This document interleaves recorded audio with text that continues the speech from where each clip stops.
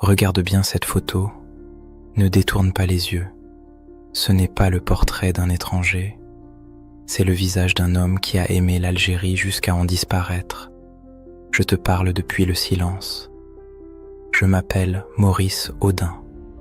1932, je nais en Tunisie, à Béja. Mon père est gendarme, ma famille est modeste.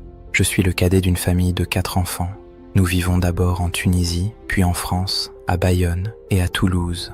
Nous arrivons en Algérie fin 1940. Coléa devient mon monde. Puis, peu à peu, Alger.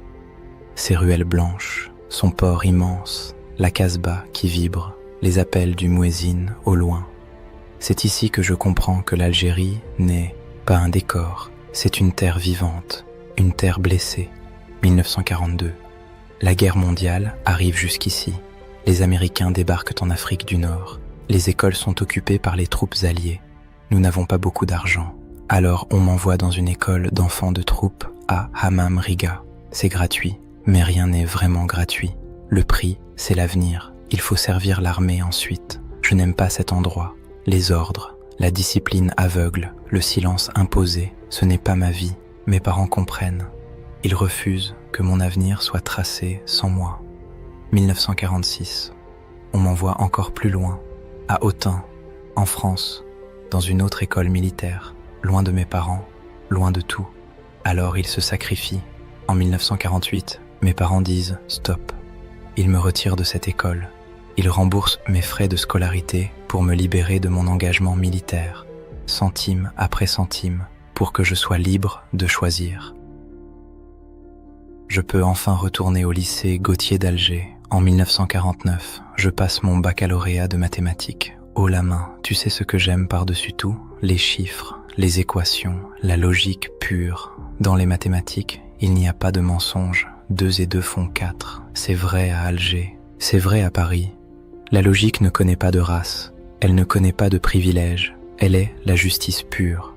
En novembre 1949, je m'inscris à la faculté des sciences d'Alger. Je donne des cours particuliers pour payer mes études. Je travaille dur, je lis, j'apprends. La nuit, je dévore les poèmes de Paul Éluard. Je lis aussi Nazım Hikmet, le poète turc. La poésie et les mathématiques, 2 langages de vérité. Je rencontre Josette sur les bancs de la faculté. 1953. Elle devient ma femme, ma force, mon ancre. Ensemble, nous avons 3 enfants. Michel, 1954. Louis, 1955. Et Pierre, né le 28 avril 1957. Je regarde grandir les aînés et je me demande, dans quel monde vont-ils vivre? Car autour de moi, je vois l'injustice. 2 peuples sur la même terre, mais pas les mêmes droits. Les uns peuvent tout, les autres, rien. Cette inégalité me révolte. Comment accepter ce qui blesse la dignité humaine? Pendant mes études, je rencontre mon professeur, René de Paucel. C'est un grand mathématicien. Il est l'un des fondateurs du groupe Bourbaki, ces savants qui réinventent les mathématiques. Il voit en moi quelque chose. Il m'encourage. Il me guide. En février 1953, je deviens assistant à la faculté d'Alger. Je prépare ma thèse sous la direction de René de Paucel, un grand esprit, un homme juste. 1955. Le Parti communiste algérien est interdit par décret. Ceux qui réclament l'égalité sont pourchassés. Je fais un choix, pas celui des armes, celui de l'Algérie qui souffre, celui de la solidarité. J'aide des camarades à se cacher, je leur trouve des refuges, je transporte des messages. Je ne combats pas avec un fusil, je combats avec ma conscience. Notre appartement devient un refuge, un lieu où les poursuites peuvent souffler, pour que des Algériens puissent tenir, respirer, ne pas être seuls. Josette est à mes côtés. Elle sait. Elle accepte. Nous prenons ce risque ensemble. 1957. La bataille d'Alger fait rage. Chaque nuit, des hommes disparaissent. Chaque matin, des familles pleurent. Des milliers d'Algériens sont enlevés, jamais revus. 11 juin 1957. Le bruit des bottes dans l'escalier. Ce n'est pas un rêve, c'est le craquement du destin. Il est 11 heures du soir. Une dizaine de bérets rouges tambourinent à ma porte.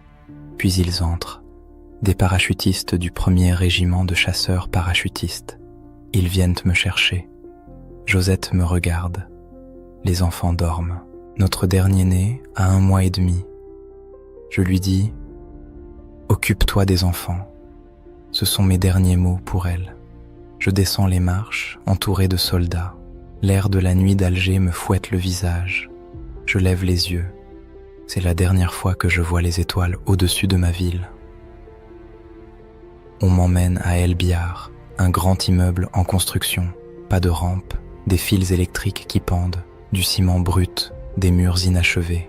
C'est un centre de tri, un lieu sans loi, un lieu où la nuit ne finit jamais. Les épreuves commencent, ils veulent des noms, des adresses, ils pensent que la douleur brise la volonté.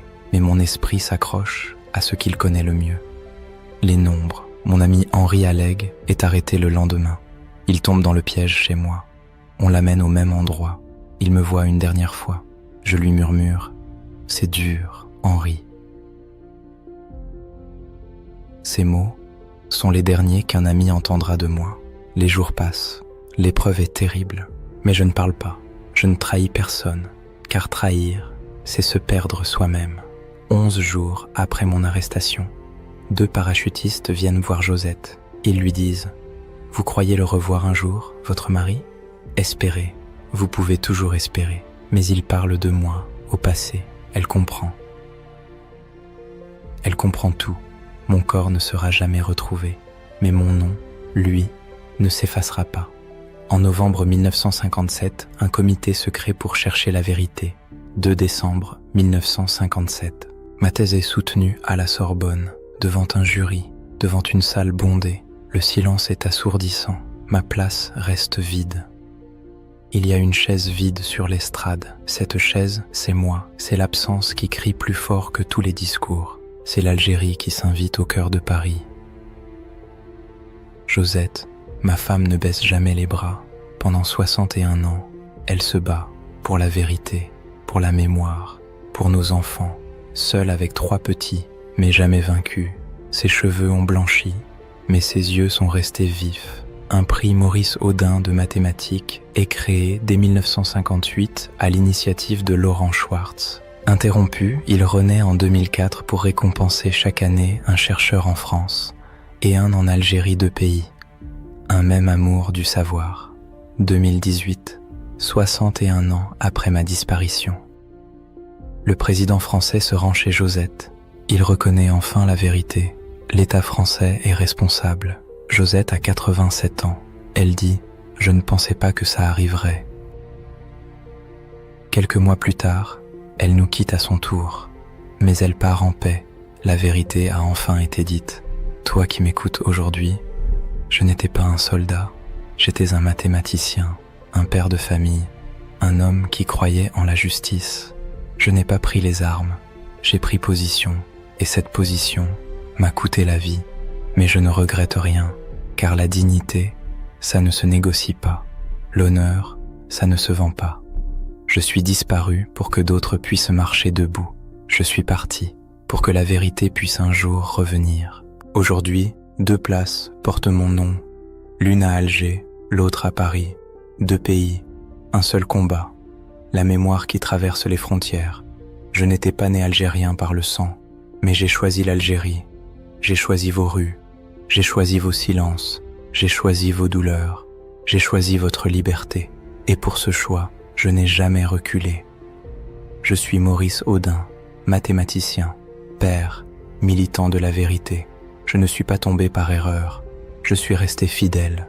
Je suis toujours là, dans la dignité algérienne qui ne plie pas, dans chaque injustice que l'on refuse, dans chaque conscience qui ne se vend pas, dans le cœur de chaque Algérien qui marche droit et qui ne baisse jamais les yeux.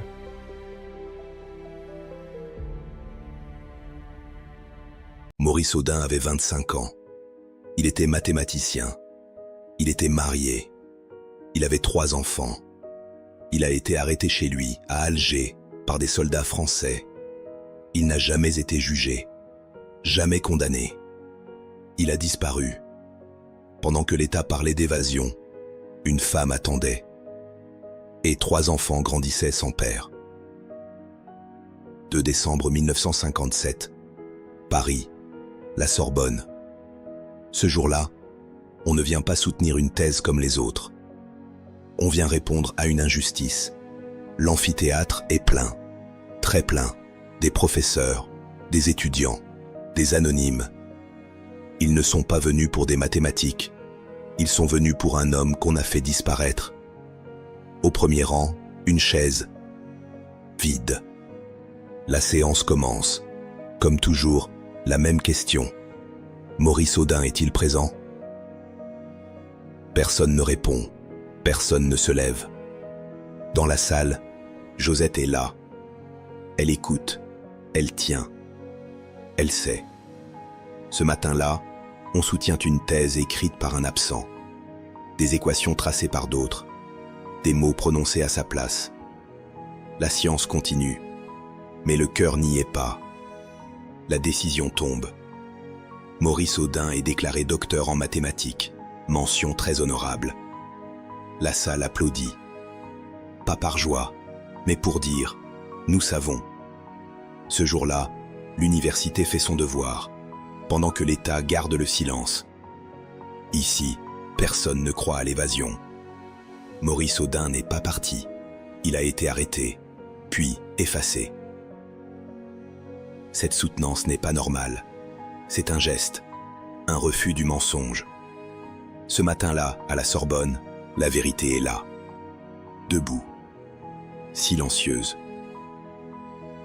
Maurice Audin n'était pas né en Algérie, mais il a choisi ce pays. Il a choisi de ne pas détourner les yeux. Il a choisi de ne pas se taire. Il a choisi de rester droit. Aujourd'hui, son nom demeure, à Alger, à Paris, mais surtout dans chaque conscience qui refuse l'injustice. L'Algérie n'oubliera jamais Maurice Audin. Son combat dépasse une frontière. Il n'était pas né ici, mais il a donné sa vie pour que ce pays soit libre.